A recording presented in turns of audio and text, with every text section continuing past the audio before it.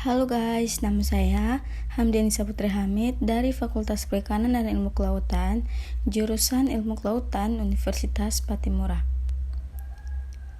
Di sini dalam video ini saya akan membahas tentang distribusi dan ekologi organisme di dasar Laut Banda. Yang pertama, kita harus tahu apa itu distribusi. Distribusi adalah penyaluran hasil produksi dari produsen yang membuatnya kepada konsumen yang memerlukannya. Kemudian, ekologi.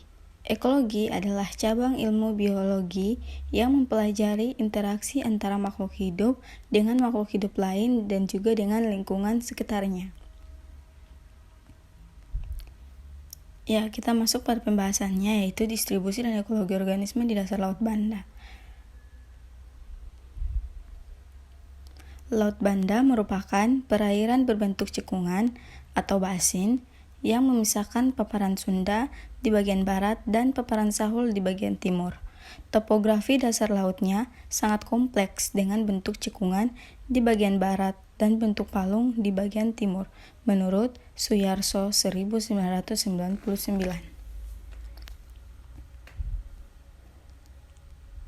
Nah, yang pertama, fitoplankton. Di atom ditemukan sebagai kelompok yang mendominasi struktur komunitas fitoplankton dengan presentasi kehadiran mencakup 75% dari total genus yang diamati. Kelimpahannya berkisar antara 7,7 kali 104 sampai 2,69 kali 105 sel per meter kubik.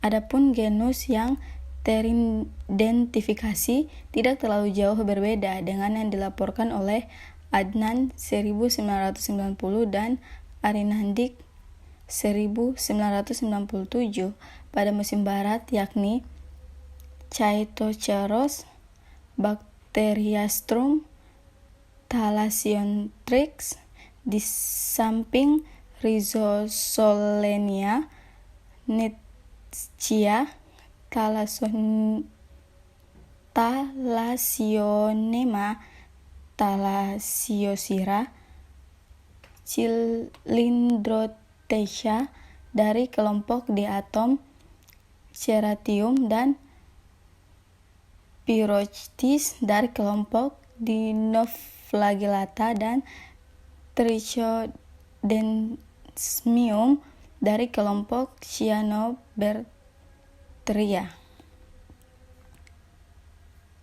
Kemudian, zooplankton. Kelimpahan tertinggi zooplankton diamati pada bagian tenggara Pulau Buru dan kelimpahan terendah 1730 tercatat di bagian tenggara Pulau Seram. Copepoda merupakan kelompok yang mendominasi 60% struktur komunitas zooplankton di bagian tenggara Pulau Buru. Hasil ini cukup berlawanan dalam beberapa hal berikut. Pertama, Cyanobacteria sebagai indikator perairan yang oligotrof tidak mendominasi struktur komunitas fitoplankton. Kedua, Copepoda justru merupakan zooplankton indikator upwelling yang secara teori tidak akan mendominasi perairan yang dipengaruhi downwelling.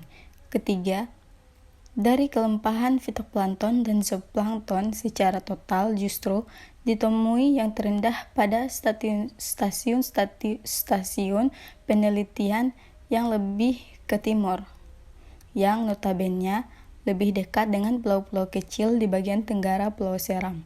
Padahal semestinya pengaruh dari daratan akan memberikan pengayaan di perairan yang lebih intensif ketimbang yang lebih dekat ke arah laut lepas. Kemudian ichtyoplankton. Menurut Taufik dan kawan-kawan 2005, dalam kajian awal mengenai lokasi pemijahan ikan pelagis yang dominan di Laut Banda menemukan larva dari 25 marga ikan pada perairan yang disebutkan. Mereka lebih lanjut menemukan bahwa larva ikan yang mendominasi di Laut Banda adalah dari marga Celupeidia, Scombridae, dan Ambacidae. Jadi, masih banyak organisme-organisme lainnya yang ada pada Laut Banda. Contohnya karang, lamon, alga, gastropoda, dan lain-lain. Dan yang terakhir, akhirnya sampai juga pada akhir dari video saya ini. Kurang dan lebihnya saya mohon maaf.